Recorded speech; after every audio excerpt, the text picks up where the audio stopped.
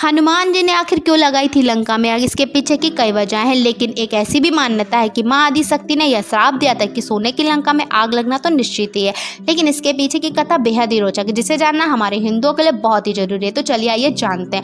हनुमान जी जब माँ सीता की खोज में थे तो तब उन्होंने अशोक वाटिका को तहस नहस कर दिया था। उन्हें सजा के तौर पर उनकी पूंछ में आग लगा दी गई, जहाँ उन्होंने अपनी पूंछ से ही पूरी सोने की लंका जला डाली।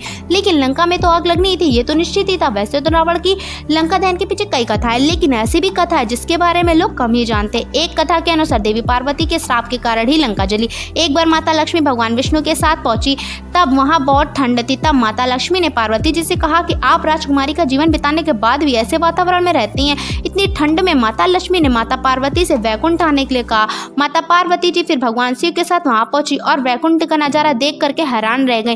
कैलाश वापस जाते ही माता ने शिव से भव्य महल की इच्छा जताई। भगवान शिव को पता था कि पार्वती ईर्ष्यावश ऐसा कह रही हैं। माता को समझाया, लेकिन वह नहीं मानी। फिर देवी पार्वती का मान रखते हुए भगवान शिव ने विश्वकर्मा जी को बुलाया और उनसे कहा कि एक ऐसा महल तैयार करो जिसको देख करके सब दंग रह जाएं। विश्वकर्मा जी ने सोने का महल तैयार किया।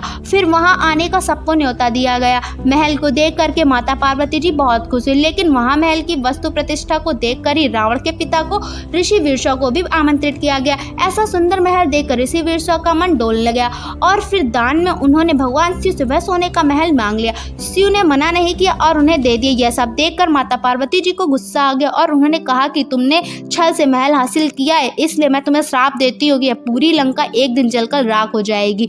ऐसा भी कहा जाता है कि रावण ही ब्राह्मण का रूप धारण करके शिव के यहाँ पहुंचा था और फिर सोने का महल दान में मांग लिया था।